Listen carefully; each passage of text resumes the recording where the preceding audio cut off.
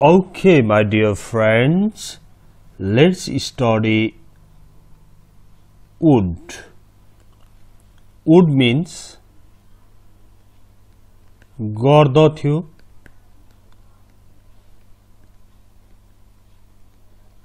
गर्नु हुन्थ्यो कि, यसरी गर्दथ्यो र गर्नुहुन्थ्यो कि भन्ने दुईटा मिनिङ देखियो, तर यो भन्दा बढी वुडको प्रयोग हुन्छ। एउटा छ फर्स्ट प्रयोग, first use. Would is used to express offer, to make an offer, okay, to make an offer, offer गर्न shall को प्रयोग पनि गर्न सकिन्छ, तर would जति राम्रो चाहिँ हुँदैन। would बाट जस्तो हामी भन्छौं would you like tea, चिया मन पराउनु हुन्थ्यो कि, हजुर चिया मन पराउनु हुन्थ्यो कि। अफर गरेको यो कोही पाहुनालाई तपाईले हजुर चिया मन पराउनु हुन्थ्यो कि,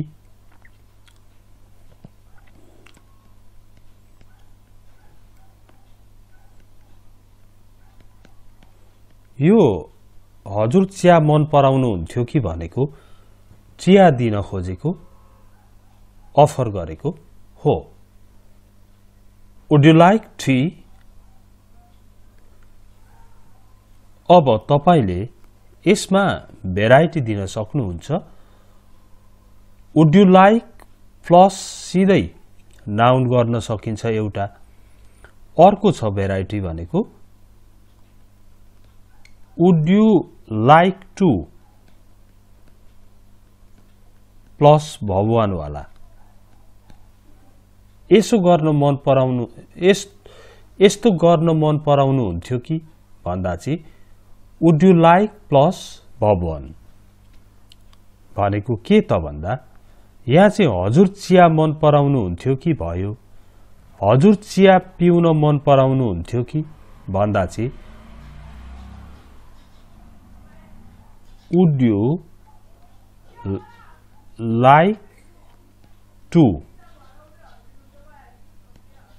drink tea? Would you like to drink tea? हजुर चिया पिउन मन पराउनु हुन्थ्यो कि, चाहनु हुन्थ्यो कि भन्ने अर्थमा लाग्यो। एउटा त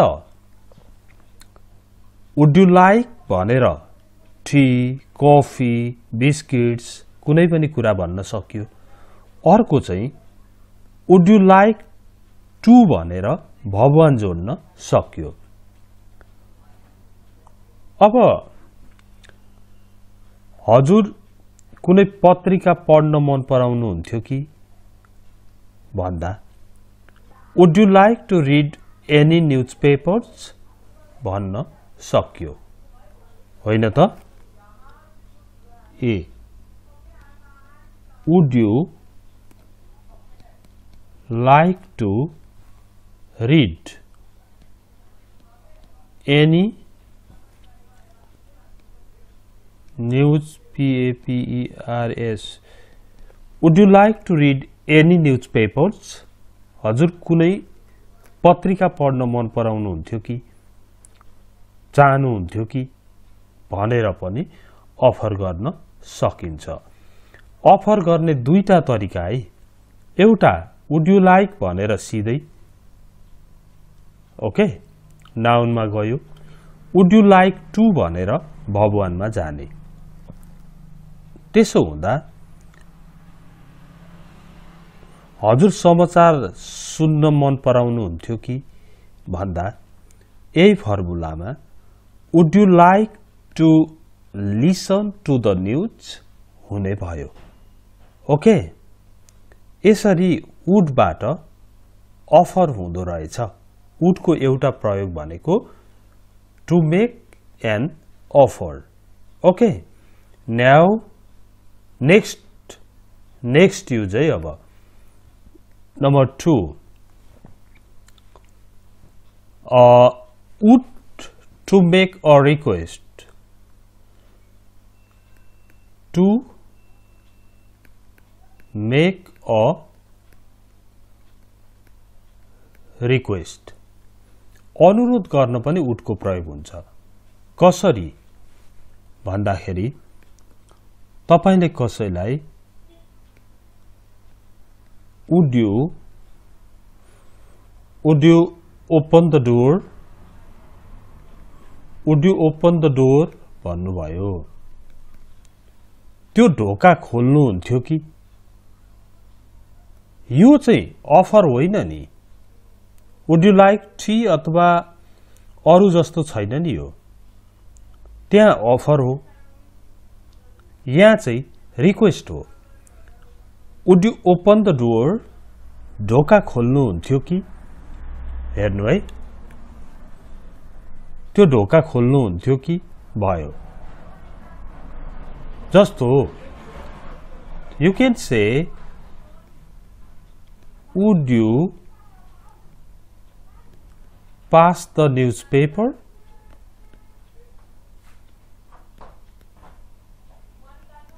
त्यो पत्रिका यता दिनुहुन्थ्यो कि? Would you pass the newspaper? त्यो पत्रिका पास गर्नुहुन्थ्यो कि? यसरी वुडबाट रिक्वेस्ट भइरहेको छ यहाँ। फेरि जस्तो would you write the report? हजुरले त्यो रिपोर्ट लेख्नुहुन्थ्यो कि? Would you write the report? यसबाट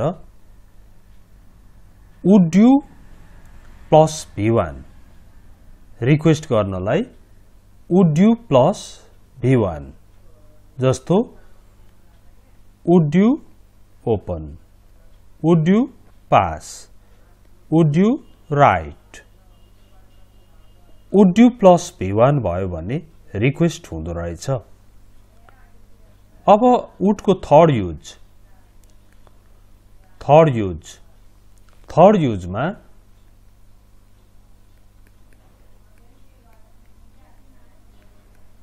to express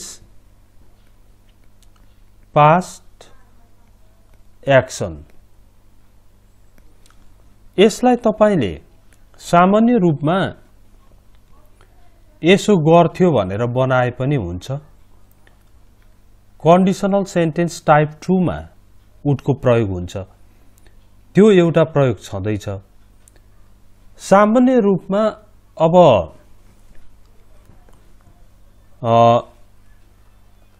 जस्तो तपाईले भन्नुभयो Ram would participate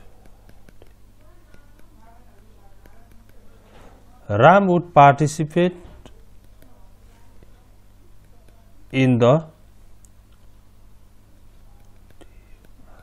cultural program। अब Ram would participate in the cultural program भन्दाखेरि राम कल्चरल सांस्कृतिक कार्यक्रममा भाग लिन्थ्यो भयो। Ram would participate in the cultural program, भाग लिन्थ्यो, त्यो रामको कुरा गरेको हो। अथवा कन्डिसनल सेन्टेन्स टाइप 2 मा चाहिँ कस्तो हुन्छ भन्दा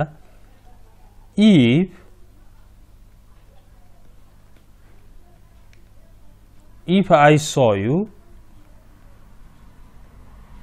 I would call you। यो कन्डिसनल सेन्टेन्स टाइप 2 भनेको चाहिँ यदि यसो भएको भए यसो हुन्थ्यो भन्ने कुरा हो। यदि मैले तपाईलाई देखिया भए म बोलाउँथे यतापट्टि V2 हुन्छ यता would plus V1 हुन्छ तपाईले यस्तो सेन्टेन्सहरु धेरै बनाउनुहोस् किन बनाउने भन्ने त अब तपाईलाई थाहा छदैछ जस्तो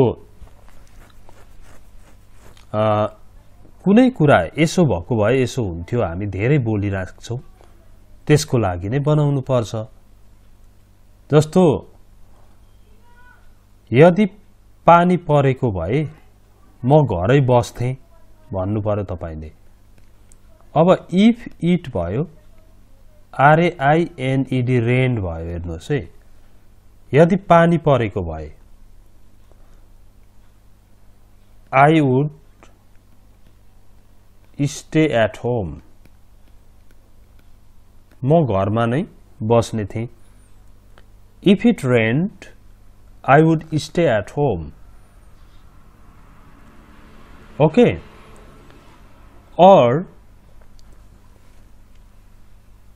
यही कुरालाई तपाईले फेरि कहिलेकाहीँ यसरी पनि भन्नुहुन्छ यदि पानी पर्या भए म कलेज जान्न थिए भन्नुहुन्छ अब पानी पर्या भए भन्दाखेरि if it rained ओके जान्न थिए भन्दा I wouldn't हुन्छ would कै प्रयोग भयो I wouldn't go to college if it rained यदि पानी परेको थियो भने I wouldn't go to college म कलेज जान्न थिए म कलेज जाने थिइन ओके यसरी तीनवटा युजहरु हामीले हेर्यौं अब जस्तो अफरको डायलग हेरौं तपाईलाई कसैले would you like coffee भनेर सोध्यो अफर गर्यो would you like coffee coffee मन पराउनु हुन्थ्यो कि हजुर भनेर सोध्यो तपाईलाई कफी पिउन मन छ भने yes please thank you भनिहाल्नुहोस् yes please thank you हेर्नु है would you like coffee yes please thank you भनिहाल्नुहोस् अनि पिउन मन छैन भने no thanks भन्नुहोस् अफर गरेकोमा thanks no भनेको पिउँदिन भनेको ओके यसरी would बाट अफर पनि हुन्छ रिक्वेस्ट पनि हुन्छ र कन्डिसनल सेन्टेन्स को टाइप 2 मा पनि would को प्रयोग हुन्छ भन्ने कुरा हामीले हेर्यौं र मैले अब सधैं भनिरहेको छु कि यो भन्दा अझ सिम्पल कुरा म युनिट 1 बाट पढ्छु भन्ने लाग्यो भने हजुरले यसको प्लेलिस्टमा गएर टपिक छानी छानी पढ्न सक्नुहुन्छ ग्रेड 11 को इंग्लिश कम्प्लिट नयाँ कोर्स 12 को नयाँ कोर्स ग्रेड 12 इंग्लिश भन्नुभयो भने भेटिहाल्नुहुन्छ होइन यो ठूलो रहेछ म चाहिँ सानो चाहियो भन्नुभयो भने चाहिँ इंग्लिश लर्निङ होममै जानुपर्छ तपाई इंग्लिश लर्निङ होम ELH मा जानुहोस् ELH मा गएर तपाईले साच्चै नै